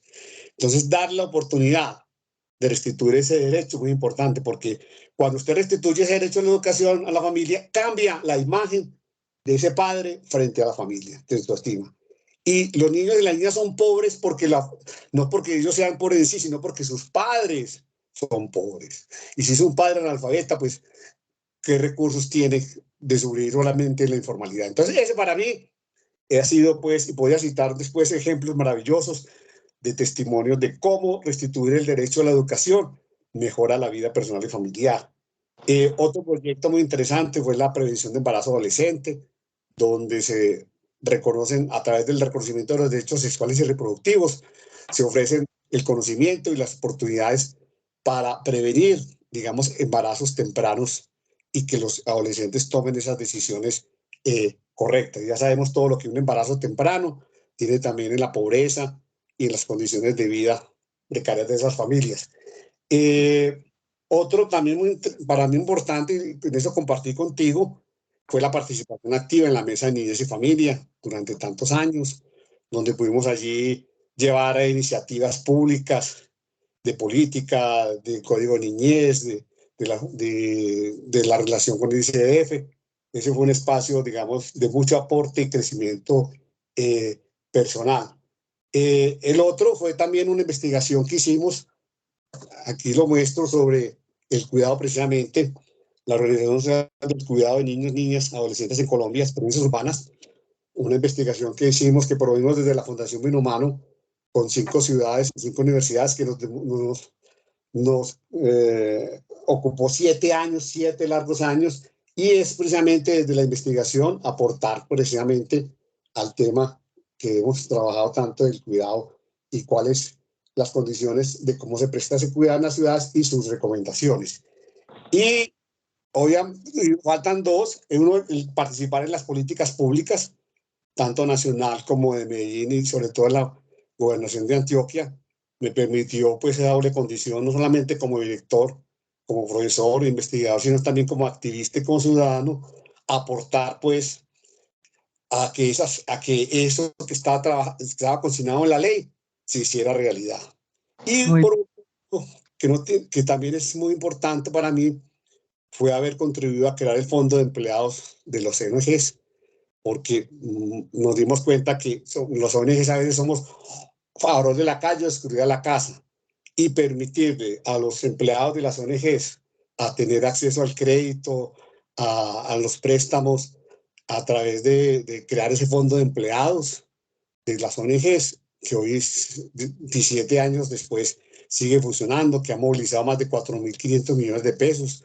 Ese también es parte, digamos, de mi realización personal y de mi salario emocional, porque cuando uno trabaja en las ONGs y en lo social, sí, uno tiene derecho a percibir obviamente un salario, pero lo más enriquecedor y maravilloso de estar en este mundo de las ONGs, podemos hablar de otros estados, pero lo mío fue las ONGs, es que me proporcionó siempre un salario emocional al ver de que las iniciativas, la gestión, el esfuerzo de voluntad, de las alianzas, podía mejorar, no la vida de toda la sociedad, porque es que eso es muy utópico, pero sí mejorar la vida, la condición de personas, de familias y de comunidades. Entonces, esas fueron como mis experiencias significativas, que en parte pues las tengo en este libro, el de Familias Importa, porque alguien me criticaba, bueno, ¿y por qué no hablo de esto y aquello con la familia? Y yo le decía, primero porque no soy experto en todos los temas, y segundo porque solo hablo ahí de los temas que me tocaron, o sea, de los que yo pude participar en mi condición de director, de sociólogo, es decir, desde la vivencia, o sea, porque si uno no es tocado por la vivencia, eso, pues, y que la vivencia obviamente después pase por el pensamiento, la reflexión, pero no es de dar del pensamiento a la vivencia, sino de la vivencia al pensamiento. Entonces quise allí consignar estos ensayos, esos temas, los marinos. Julián, sí, realmente creo que se trata es de poder dar cuenta de experiencias significativas donde no solamente tengan que ver con el desarrollo de nuestro proyecto profesional y de nuestro mejoramiento continuo y de nuestra eh, educación continua, sino también desde lo puramente subjetivo. Muchísimas gracias por compartirlas. Vamos a continuación a dar entonces unos minutos para permitir que las personas que nos acompañan en este momento en el conversatorio realicen sus preguntas, ¿sí? Ya lo pueden hacer por medio del chat o en forma directa. Jonathan, nuestro coordinador logístico, nuestro director de comunicaciones de la Federación, nos va a ayudar entonces a que estas preguntas puedan ser compartidas en este momento. Jonathan, tienes la palabra. Pues Marina, muchas gracias a Julián también por esta conversación y todos los conocimientos que nos han aportado el día de hoy. Uno de los comentarios dice, es importante revisar el entendido de las políticas públicas, son universales en la temática o población a la que se dirige. Pero es posible que en nuestro país la entrega de programas sea implementado sin focalizar en aquellos que tienen menos oportunidades. Bueno, mire, si quieren les puedo mandar un texto de estos días del ministro Campo, Javier Campo. Recuerde que el ministro, ante todo, es un académico, y él escribió un artículo acerca precisamente hace unos años sobre la universalización versus focalización, muy lúcido, que se lo recomiendo. Miren, yo creo que en asuntos humanos básicos hay que tener la universalización. Cuando decimos que la educación es obligatoria y gratuita, es para todos y todas los colombianos. O sea, no podemos decir, no, es que porque están más alejados, solo le podemos dar hasta quinto primaria, porque es que no tenemos el acceso. No. Las vacunas, la salud tiene que ser de cubrimiento, digamos, universal. Por eso no es gratuito que en el presupuesto del gobierno los mayores rubros vayan a educación y salud. Educación tiene como 54 billones y salud 53. Entonces la educación y la salud tienen que ser universales para todos los públicos. La cultura tiene que, reconociendo la diversidad, el acceso a los bienes culturales debe ser totalmente gratuito. Los temas de seguridad, como bien público tienen que ser también para toda la sociedad. Por eso decía, y ahí lo recogí del ministro Campo de Hacienda, que la mejor focalización es la universalización. Entonces, obviamente, para eso existe el enfoque diferencial. Dentro de las políticas públicas, obviamente, tenemos que hacer el enfoque diferencial para cuando se trabaja con las comunidades afro, las comunidades indígenas, los ROMs, que tienen su reconocimiento porque somos un país pluriétnico pluricultural. Pero en sí, y repito, entre más universal sean todos los derechos y el acceso a los bienes y servicios, tanto mejor. Que haya que hacer, digamos, enfoques particulares, sí, cuando la población es extremo vulnerable, pero hay que tener mucho cuidado de limitar esa población, de mirar qué bienes se llevan y que eso no se convierta, digamos, en algo permanente, porque es caernos pues en las trampas del asistencialismo. Súper, por acá nos dicen, ¿por qué es fundamental que las organizaciones trabajen en temas de incidencia? Bueno, es que me faltó un tema que era por la parte de las políticas públicas, ¿cierto? Que yo diría son cinco asuntos que tiene que tener la política pública para que sea efectiva. No solamente estén en el plan. Uno, el activismo ciudadano constante. O sea, si la sociedad civil no es la reclamante, digamos, de una política pública, cuando hay una política pública, cuando hay un problema grave en la sociedad que es reconocido y que la sociedad sola no pueda resolverlo, entonces por eso se convierte en una política pública. Por ejemplo, el tema de la movilidad, de la congestión vehicular en las ciudades, afecta toda la vida de los ciudadanos. Por eso existen políticas públicas de movilidad, el pico y placa. Entonces, primero debe haber un activismo ciudadano constante que haga presión en los medios, en las redes. Luego, tiene que haber un debate público. O sea, ese tema que nos ocupa en el caso de la familia, tenemos que ponerlo en la agenda pública y que esos problemas no solamente se presenten, sino que en el debate se den las posibles soluciones, asistir a esos eventos, argumentar. Es decir, el debate público animado por la sociedad civil, por toda la diversidad de la sociedad civil. Porque, y en esto recuerdo algo que me insistía Luz Marina, no solo una selva, la selva porque es rica, porque es biodiversa, a diferencia de una plantación de pino, ¿cierto? Entonces la riqueza de una sociedad está en la sociodiversidad. Entre más diversa sea una sociedad, así como lo es una selva, más rica es la sociedad. O sea que la verdadera riqueza de una sociedad está en el reconocimiento y respeto de su sociodiversidad. Luego, esos debates públicos tenemos que volverlo en una iniciativa legislativa. Tenemos que ir, entonces, el Estado siempre es el que debe liderar una política pública. O sea, ninguna entidad de la sociedad civil, por fuerte y grande que sea, pueda arrogarse el derecho. No, eso lo tiene que liderar el Estado y llevarlo a una iniciativa pública, ya sea en leyes del Congreso, ya sea en acuerdos en el Consejo o ordenanzas en las asambleas, porque allí esos espacios son los que legitiman y hacen posible la legalidad, la legitimidad y la gobernabilidad. Y luego debe haber una incidencia política. ¿Qué es la incidencia política? Pues son los esfuerzos de la ciudadanía, de la sociedad civil organizada, para influir en la formulación e implementación de las políticas públicas y programas. Entonces, la incidencia es cómo logramos que el Estado responda con programas, con políticas frente a los temas o problemas de la sociedad. Entonces, la influencia política no es entendido únicamente como poder votar o ocupar cargos, sino hacer la presión para que el Estado, en distintas ramas, se dé.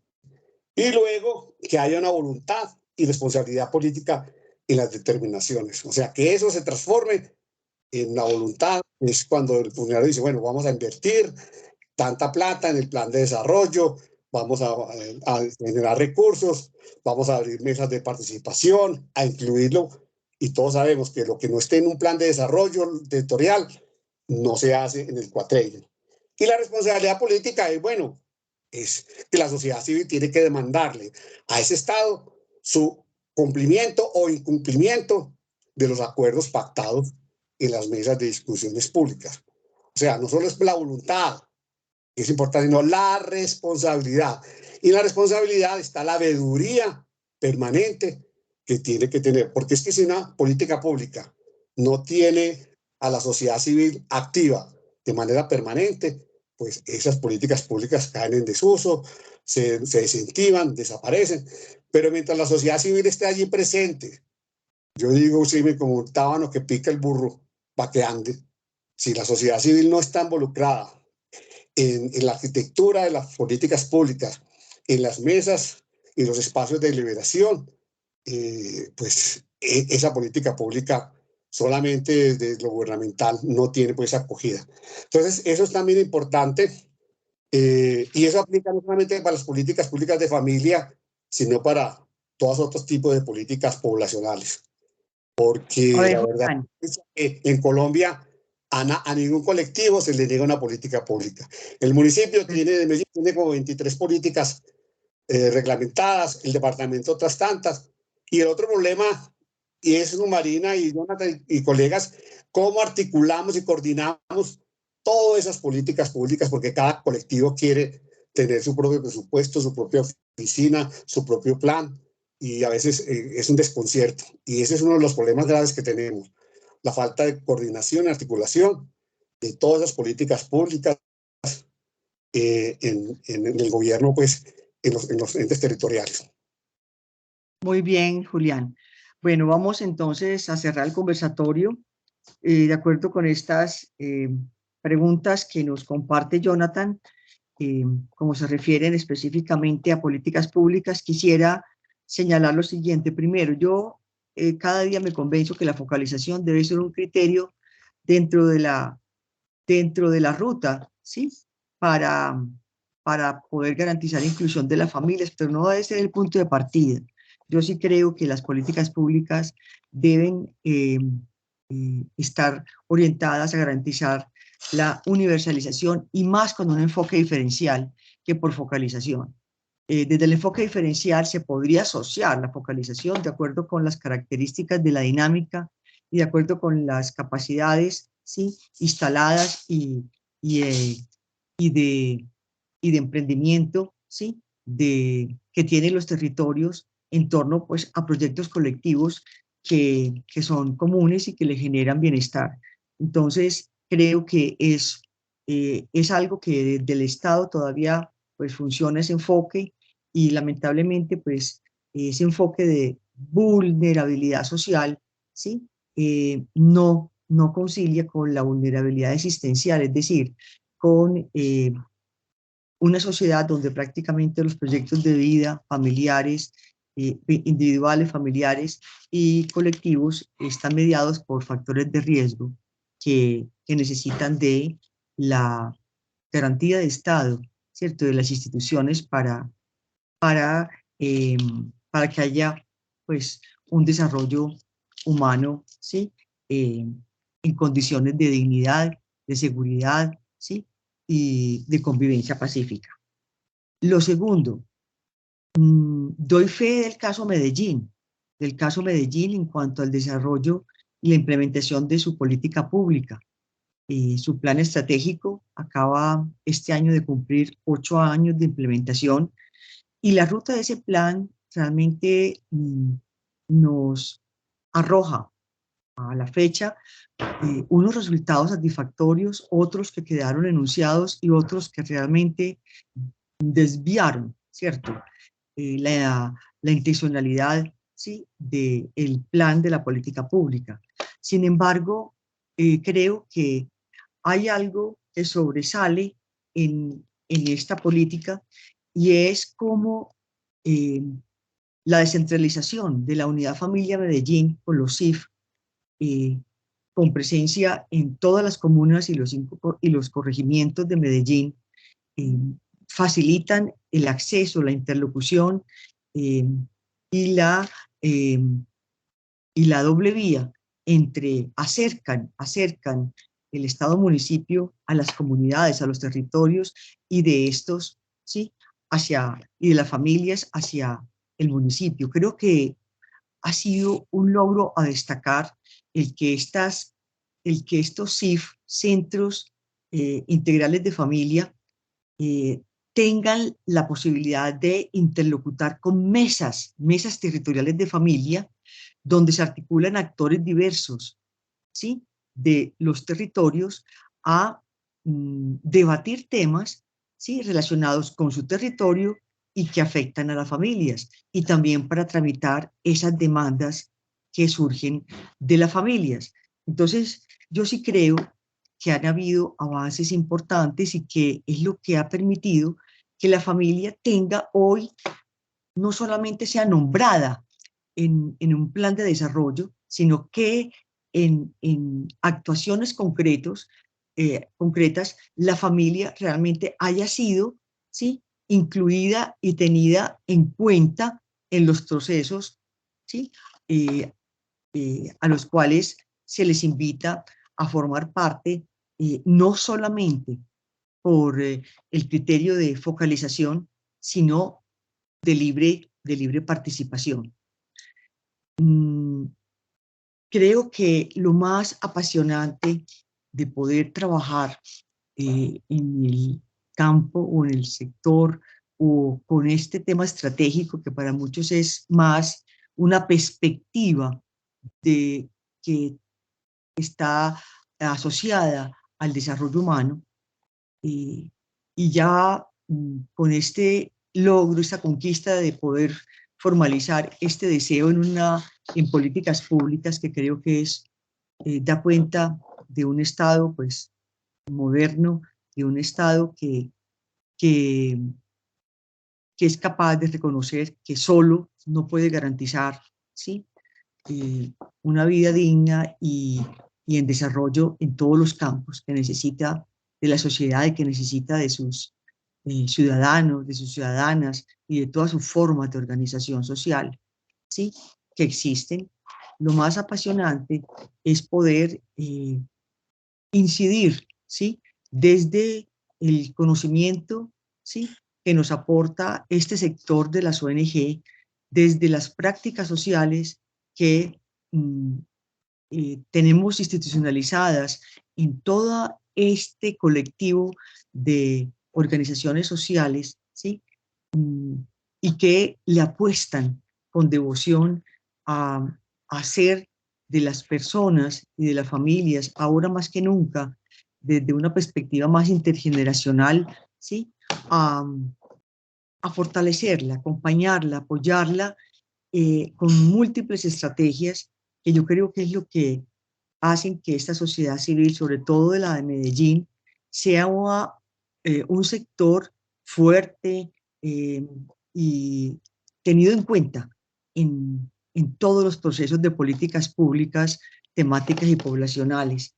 Creo que es algo que hay que enunciar y reconocerle a la Federación la oportunidad de podernos congregar y de podernos respaldar en este ejercicio que hacemos desde la sociedad civil para poder hacer que estas políticas no se queden en el escritorio, para que realmente se plasmen en planes, en programas, proyectos concretos, que de hecho los tenemos en Medellín y que realmente han legitimado, ¿sí? La política por la participación multisectorial y de las familias. Sus voces están allí en todas las instancias y su participación es permanente.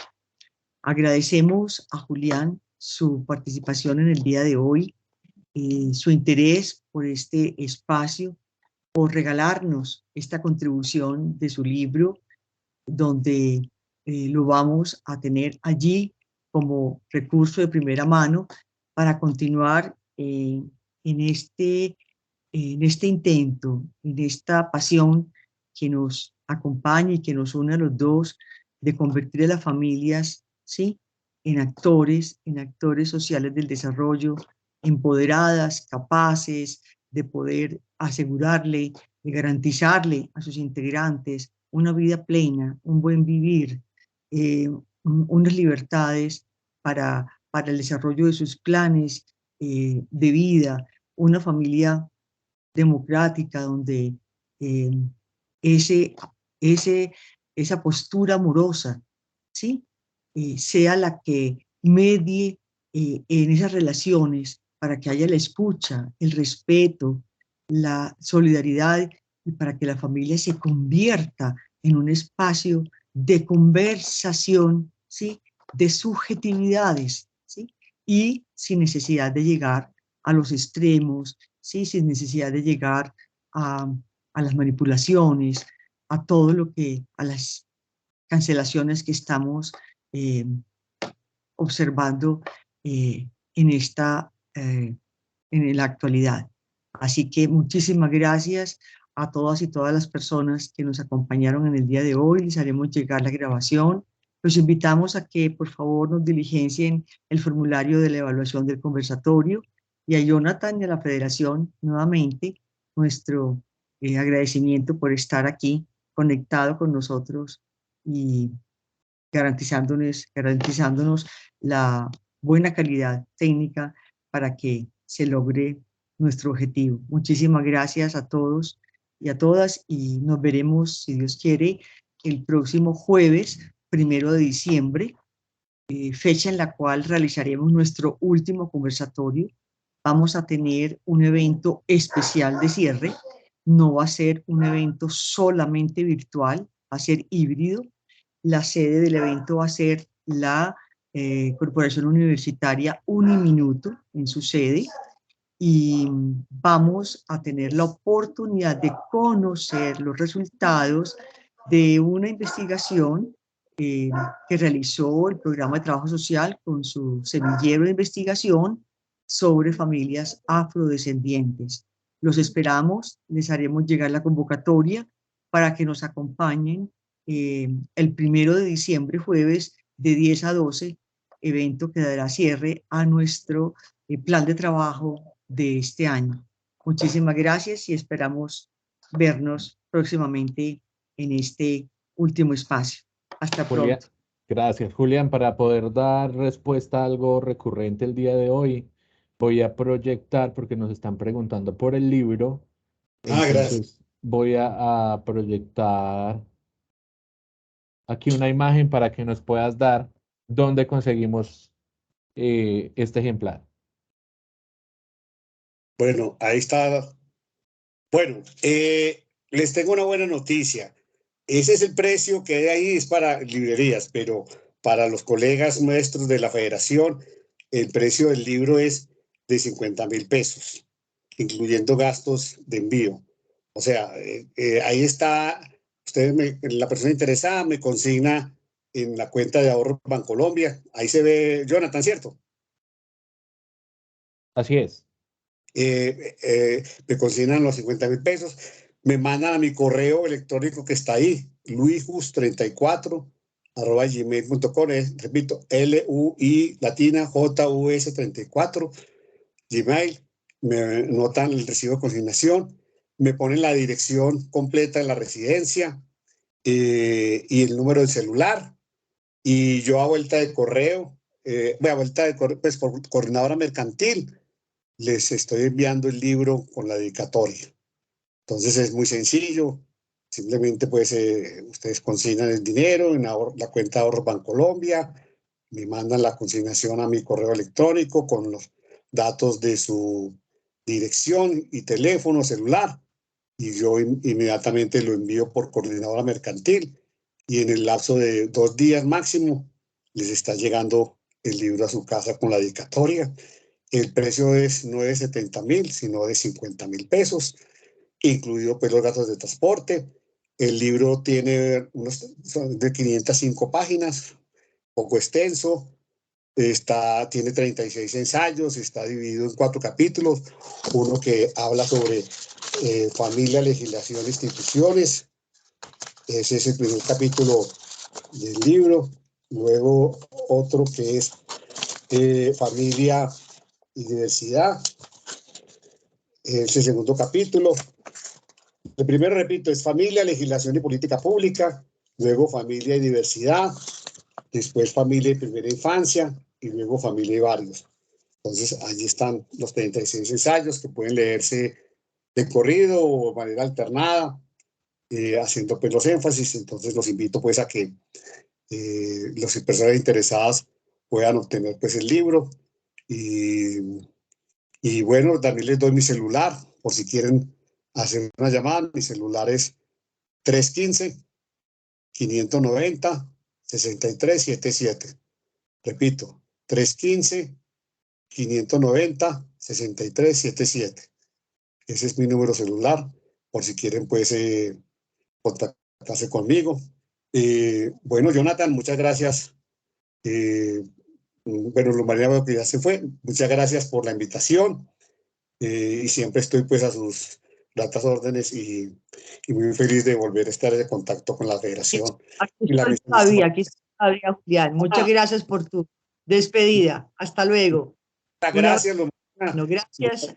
De tu parte, Pronto. darme este espacio para poder encontrarnos y seguirnos en esta conversación de tantos años. Tantos años que no termina, Julián, no terminará jamás. Eso es sin fin. El tema no se agota y siempre, desde que haya tijeras, va a haber tela para cortar también. Así es, querido Julián. Feliz tarde. Bueno, lo Feliz mismo. tarde para todos. Les acabo de compartir los datos también por el chat, si no al correo de la federación donde les ha llegado la invitación, podemos hablar de cómo conseguir este material. Sí. Feliz tarde y muchas gracias por participar. Gracias. Chao.